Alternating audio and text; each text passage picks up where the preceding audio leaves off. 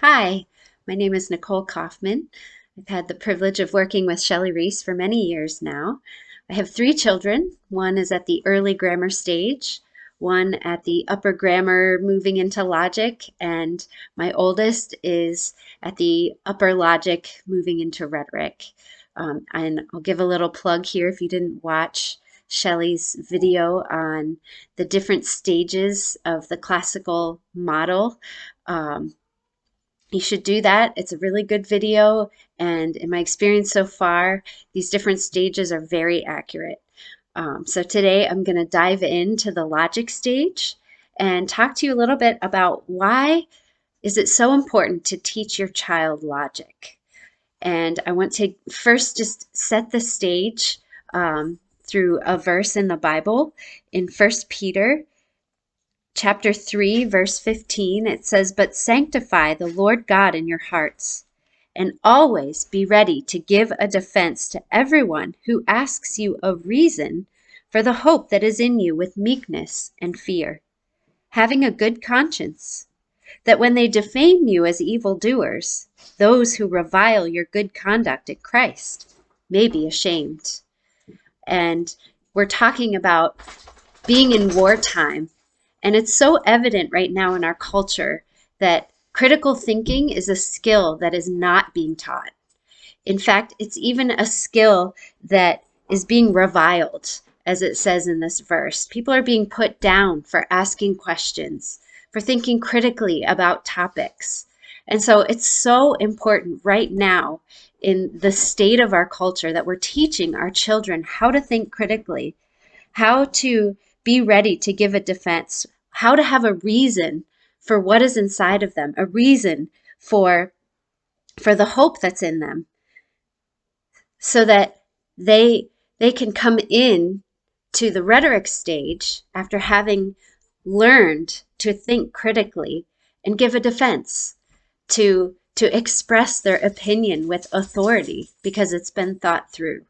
So it is so important in our current society that we're building this skill.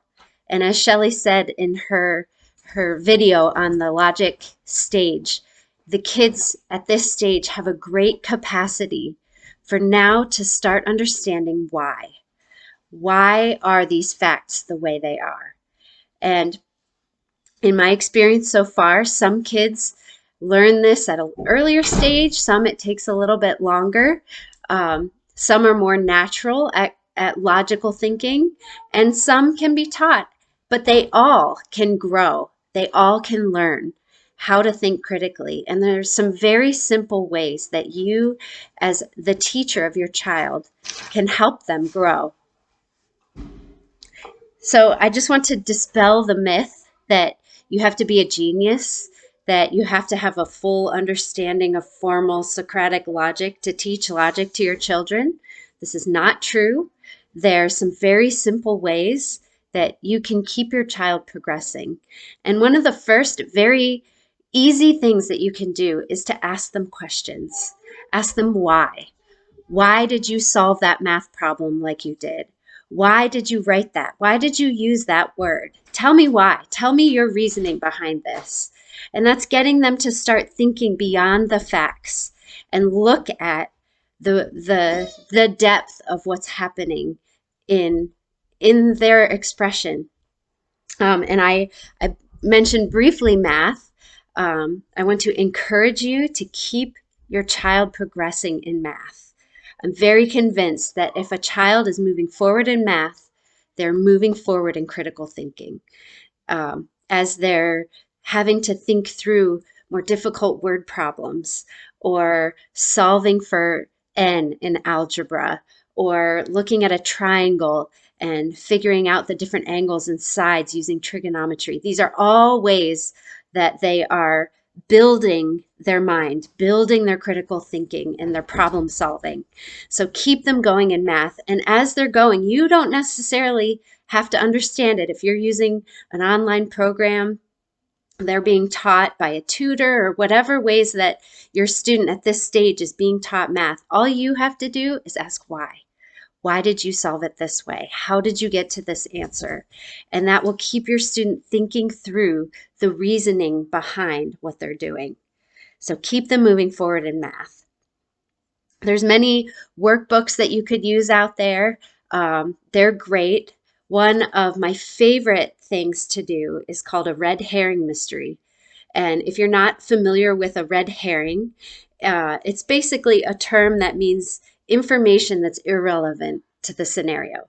So this could be an answer to a question that's not related to the question. It could just be information that is there to distract you from what's actually going on.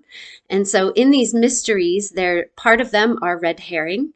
And so the student has to ask yes or no questions to really figure out what's going on in the scenario. And my family specifically has used these on car trips. They're a lot of fun. You as the parent would read the scenario and have your students ask yes or no questions to be able to determine what's happening.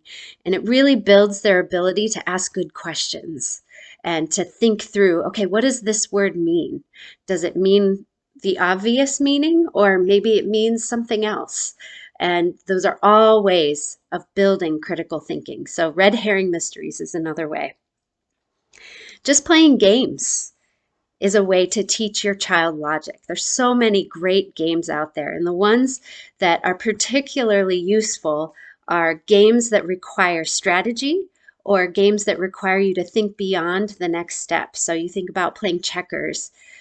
Just moving one piece is a fine way to play, but if you want to win, you're thinking through the next second, third, fourth move down the line. And that's all part of developing your critical thinking skills. So checkers, Connect Four, chess, dominoes, um, even games like Guess Who, where you're having to ask really good questions to narrow things down. Catchphrase is a game where you're thinking through the meaning of words and coming up with synonyms or even antonyms to try to get your teammates to guess the word. These are all great ways of building critical thinking. There's obviously some more strategy games like Risk or Settlers of Catan, Ticket to Ride. These are all great games and fun ways that you and your whole family can build your critical thinking. Obviously, you could do logic puzzles, even jigsaw puzzles, where in your mind you're thinking through the pieces and the direction and how they have to be oriented to fit, or what color matches another color. I love seeing this develop even in my youngest, where he's putting a really simple puzzle together and he has to think through, oh, how would that fit? Oh, this color matches that color, so they must go together. Or building with Legos, following directions and thinking through pieces. Even physical pieces can be a way of building your critical thinking and logical skills. A little bit more detail, something that I've been enjoying in my logic class at our homeschool co-op is watching debates together. Obviously, the presidential debates are full of red herrings, as I mentioned that word before. The topics are not typically stayed on, nor are they really arguing a point back and forth. So you could watch those and talk about them, but I prefer debates that dive into some deeper issues like creation versus evolution. Watching these with my students and asking them lots of questions. What did you hear? Did they answer the questions properly? Did they go off topic? Who won the debate? Those are all great ways to get a conversation started and to get your student thinking beyond the facts. Another way is to look at current events together, read some news articles, talk about what's true in the article, what's false, what's just plain opinion. Do you agree with what's being spoken here? Do you disagree? Is this article coming out of pure fact? You can go on a trail to find the original source. Is what's being said in the article the same thing that's being said in the original source? If it's a science article or um, a quote from a person. Sometimes just part of a quote is put into an article and it can be misleading. So looking at news articles and thinking through them, talking about them, asking questions. You could look at a news article that's the same topic from two different sources and see the differences, see the similarities. Ask them what they're feeling when they read the article. Are they feeling afraid? Are they feeling happy? Is this something they enjoy reading about? Is it hitting something and making them angry? Those are all good ways to start getting them thinking beyond just here's what it says. And it's, as I said, it's so important in this current state that we're in that our children are taught to think critically, that they have the reasoning ability to be able to take information and start making their own conclusions from that information. And as they move through the logic stage and get into that rhetoric high school age, they really should be to the point where they can take information and start deciding for themselves. And we want to have students that are strong and secure and are thinking through the topics of the day. They're asking the questions, they're getting down to the facts, and they will be ones who will be so equipped to go out into their lives and to make good choices for themselves. So, thank you so much for listening today. I hope that you will take hold of some of these really simple ways and encourage and equip your logic stage children in critical thinking and reasoning skills. Thank you.